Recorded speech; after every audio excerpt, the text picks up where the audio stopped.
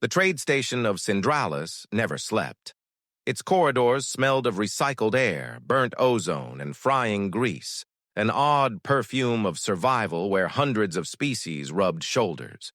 Cargo drones drifted past repair stalls, while voices rose in a dozen dialects, each shouting for a better price.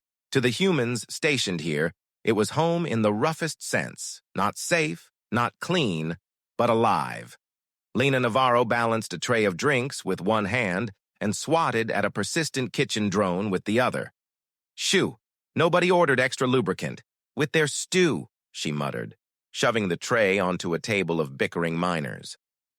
They ignored her thank you entirely, but she was used to that. In a station where humans were barely tolerated, invisibility was its own kind of survival.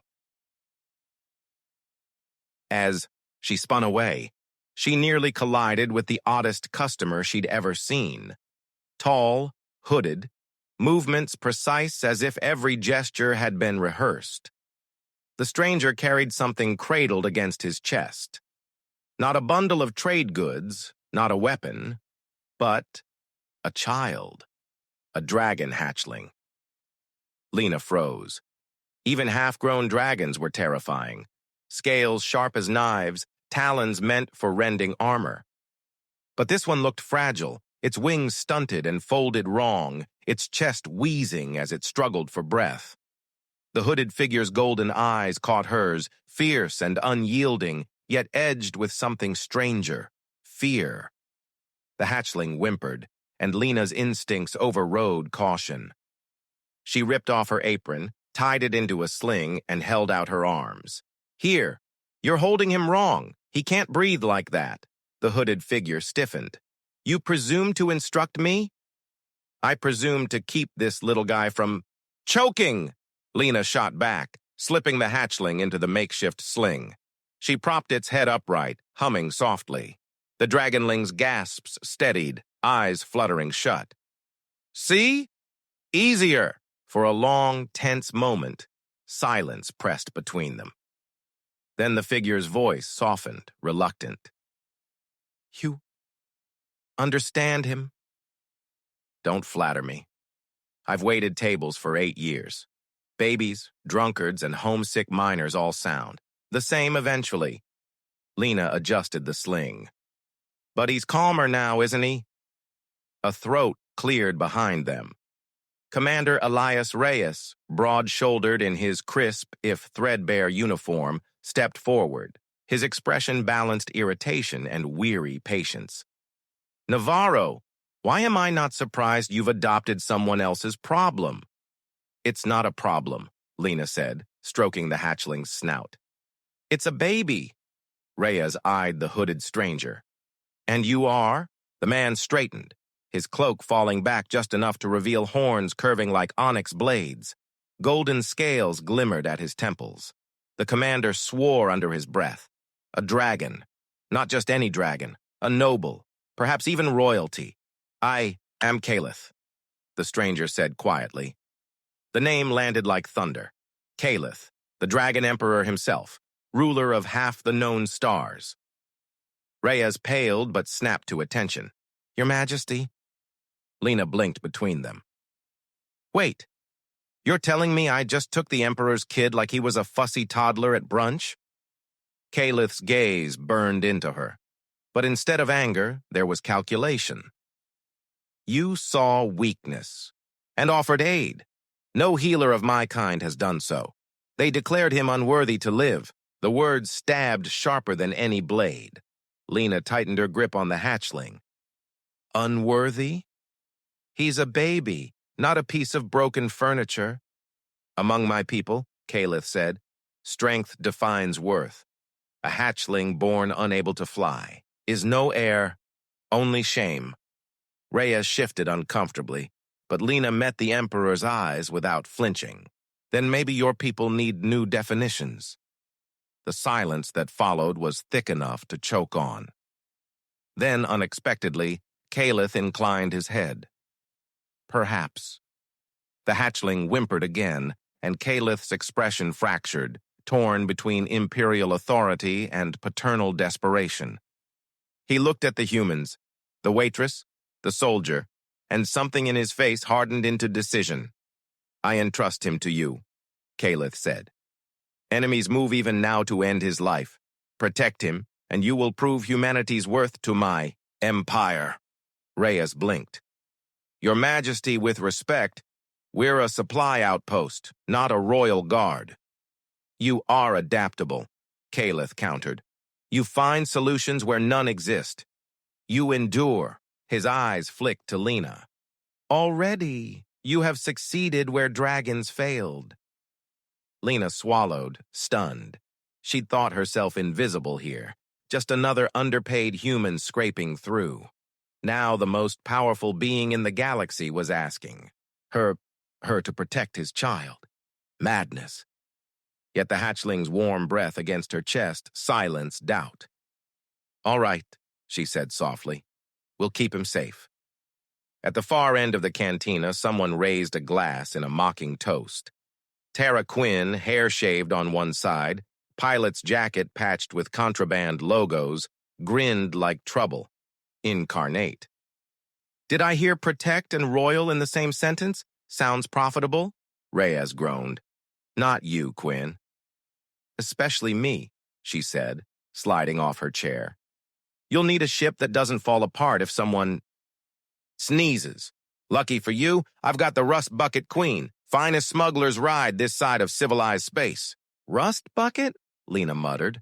That inspires confidence. Don't knock it, Tara shot back. She's ugly, but she dances. From a nearby booth, another voice joined in, measured, precise. If you intend to move the hatchling, you'll need medical support. His lungs are underdeveloped. Standard draconic tech won't suffice. A man with dark skin and quick eyes stood, carrying a satchel overflowing with tools and scribbled schematics.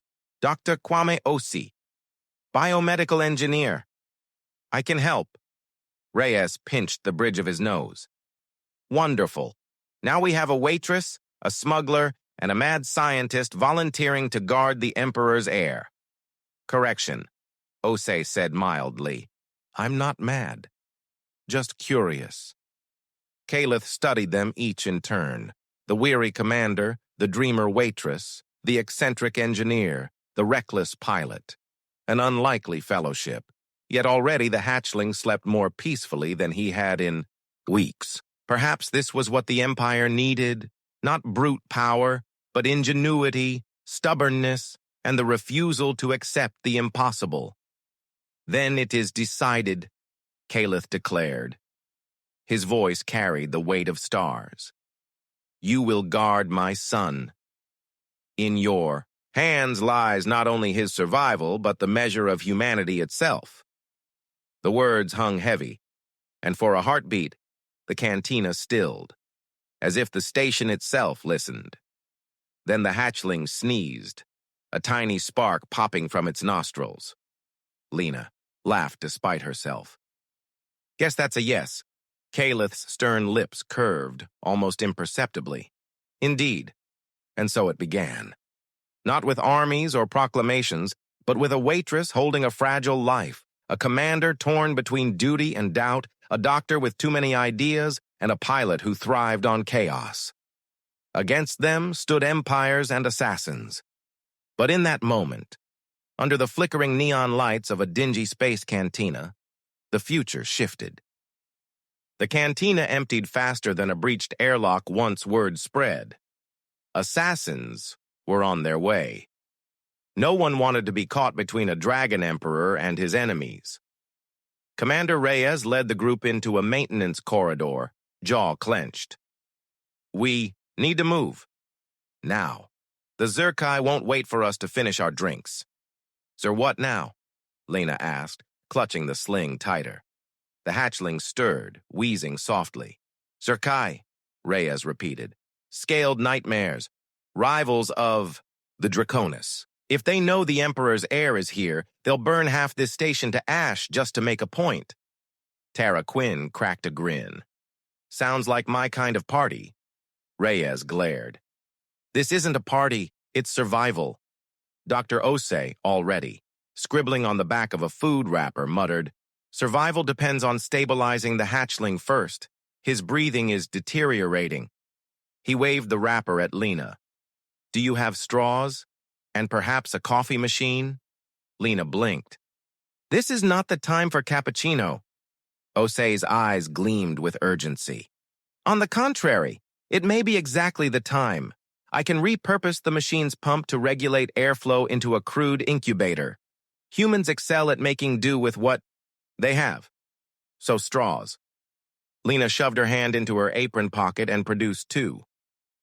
You're insane. Madness and brilliance are separated only by results, Osei said, already disappearing into a nearby supply closet. Tara leaned toward Reyes. See? He's my kind of crazy. I like him. Before Reyes could reply, the corridor lights flickered. Red. A station-wide alert blared, intruder warning, non-human hostiles detected. Calith's golden eyes narrowed. They come. The hiss of metal boots on deck plating grew louder. Zerkai shadows slithered into view, tall insectoid reptiles with blade-like limbs and jaws that clicked in anticipation. Reyes raised his sidearm, positioning himself between the group and the threat. Navarro, keep that baby behind cover. I'm trying, Lena hissed, ducking behind a vending unit. The hatchling whimpered at the noise, burrowing into her chest. Shh, it's okay. Uncle Reyes has got the scary bugs handled. Reyes fired blasts, scorching the walls. The Zerkai shrieked in return fire, plasma bolts searing overhead. Then Tara barreled past him on a stolen food delivery scooter, cackling like a lunatic. Weapons-grade noodles, boys! She hurled steaming bowls at the attackers, the broth erupting in sparks as it shorted their energy shields. Quinn, Reyes bellowed, this is not a demolition derby. It's called creative tactics. Tara whooped, swerving down the corridor with two Zerkai in pursuit. Meanwhile, Osei re-emerged, dragging a jury-rigged contraption, a coffee machine strapped to a med pack with straws dangling like tentacles. Incubator online. Primitive, but functional. Lena stared. That looks like a caffeinated octopus. An octopus that breathes life, Osei corrected, gently fitting the mask over the hatchling's snout. The dragonling's chest rose more evenly, wheeze fading. Yes. Better. Calith watched, stunned. No healer of my kind would conceive of this. Then your kind is missing out on excellent coffee, Lena said, relief softening her voice. The corridor shuddered as an explosion rocked the station. Metal rained from the ceiling. Reyes hauled everyone toward the docking bay. We're leaving! Quinn, get that rust bucket prepped. Already warming her up. Tara's voice echoed from somewhere ahead, followed by the screech of overtaxed engines. The group stumbled into Bay 12, where the rust bucket queen squatted like a mismatched patchwork of stolen parts. Its hull bore scorch marks, graffiti, and something that might once have been a pizza advertisement. Reyes groaned. This is our escape. She's ugly, but she dances, Tara said proudly, slamming the loading ramp down. Calith stepped aboard, cloak sweeping behind him. For an emperor used to gleaming warships, the smuggler's vessel must have looked like a junkyard nightmare. Yet he said nothing, only watched the humans work with a mix of disbelief and dawning respect. Osei secured the hatchling in his makeshift incubator. Lena knelt beside it, whispering nonsense lullabies. Tara vaulted into the cockpit, flipping, switches with chaotic glee. Engines sputtered, coughed, then roared reluctantly to life. Reyes took position at the loading ramp, firing to keep the Zerkai at bay. Move, Quinn! The ship lurched forward, scraping the bay walls before blasting free into open void. Behind them, the station's alarms wailed as Zerkai ships detached from the docks, sleek and deadly in pursuit. Inside, chaos settled into a fragile rhythm. Osei monitored the hatchling, murmuring about lung capacity. Tara wrestled the controls, laughing as if chased by death every day. Reyes checked his weapon in grim silence. Lena sat cross-legged on the floor, stroking the hatchling's scaled head. "You're safe," she whispered. "I don't care what they say. You're not broken. You're ours now." Calith studied her. For centuries, his empire had measured worth by firepower and conquest. Yet here was a fragile human waitress, daring to declare ownership not through dominance but through care. It unsettled him more than the assassins ever could. The hatchling stirred and gave a tiny sneeze of sparks, startling Lena into laughter. "See? He's got fight in him." The ship bucked as enemy fire grazed its hull. Warning lights flared. Tara cursed, yanking the yoke. "We're not out of this yet. Strap in or don't, and hope for the best." Reyes gritted his teeth. "One day, Quinn, your recklessness will kill us." "Not today," Tara shot back. "Today, it just makes us interesting." The Rust Bucket Queen dove into the asteroid field bordering the station's orbit, enemy ships close behind. Debris spun around them, rocks colliding in silent violence. Tara threaded through the chaos with nerve and instinct, the patched-together ship groaning in protest. Inside, Osei steadied the incubator with both hands. Lena held her breath with every jolt. Calith braced against the bulkhead, eyes fixed on the fragile life that no battle-hardened warrior of his kind had ever protected. At last, the pursuing ships broke formation, wary of the treacherous field. Tara whooped, slamming her fist on the console.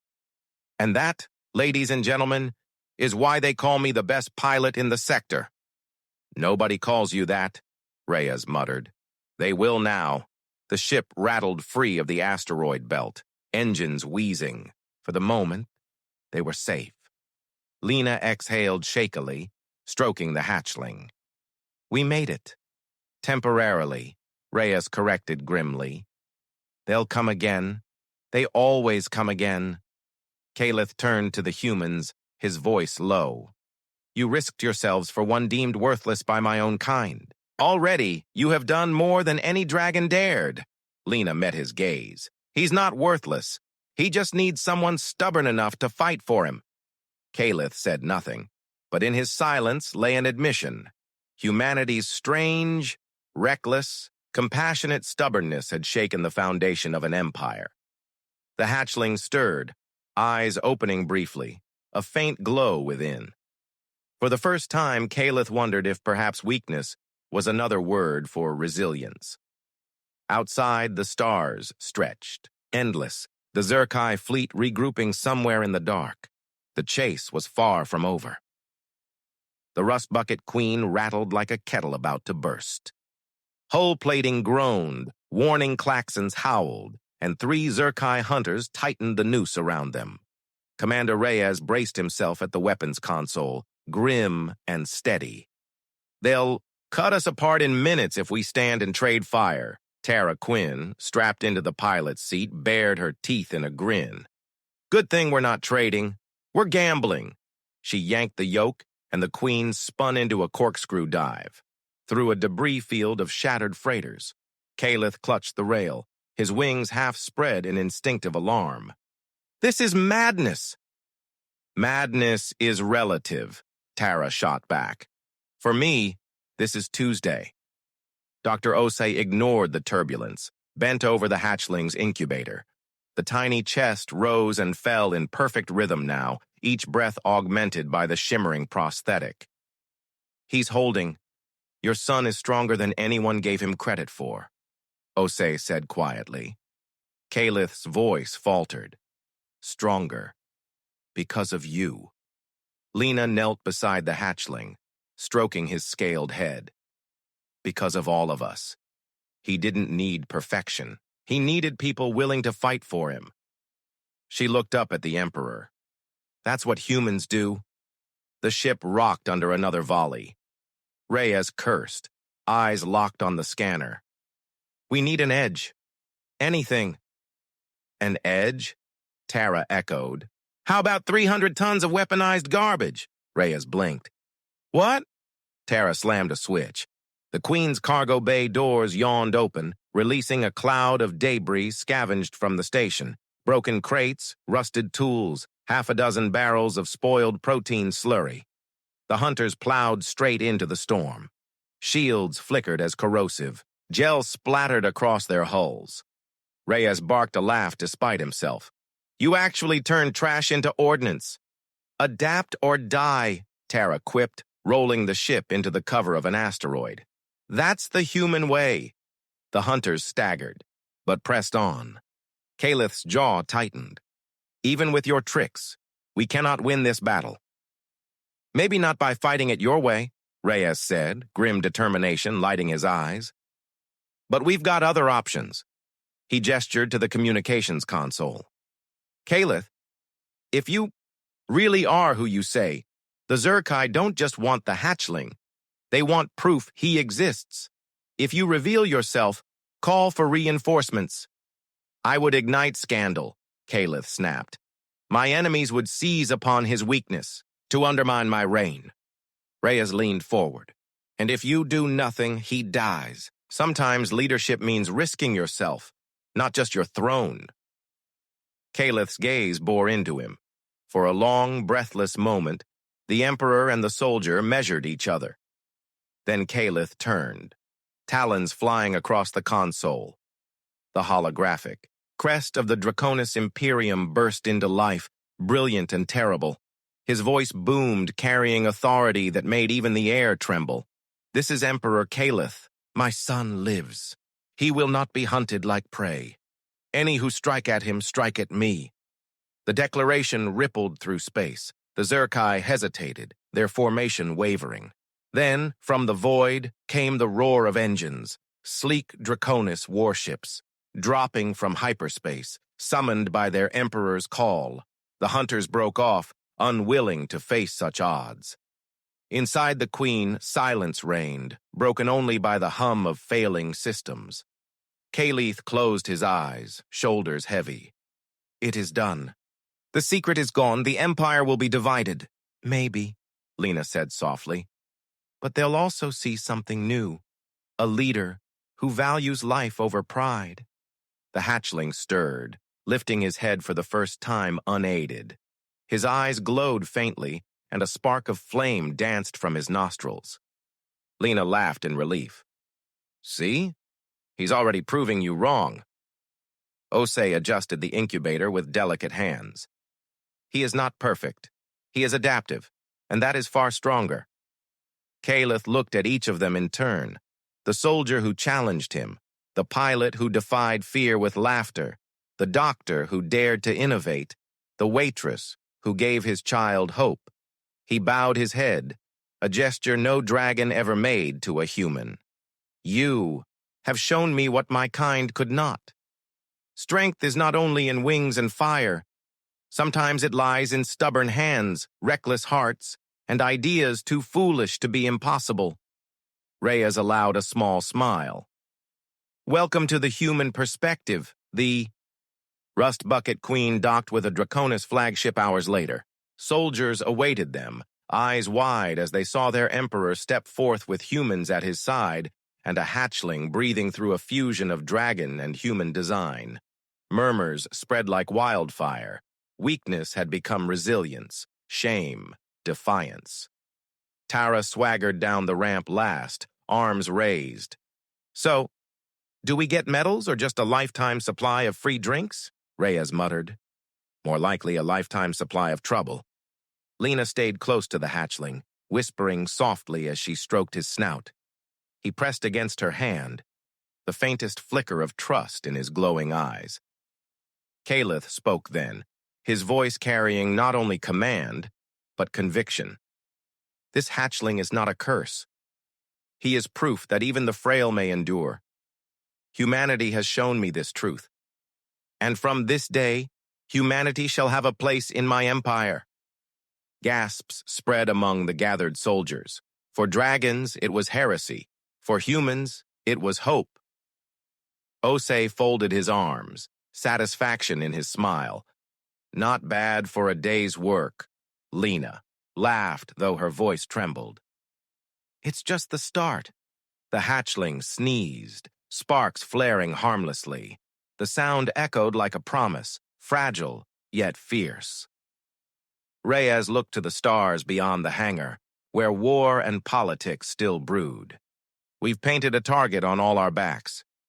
But maybe that's exactly what we needed. A chance to prove ourselves. Calith's golden gaze followed his son, then the humans. Then let us prove it together. The future loomed uncertain, dangerous, and vast. But for the first time, humanity was no longer invisible. They were recognized not for strength of arms, but for their stubborn will to create, to adapt, to endure. And in the fragile breaths of a once-doomed hatchling, a new chapter of the galaxy began.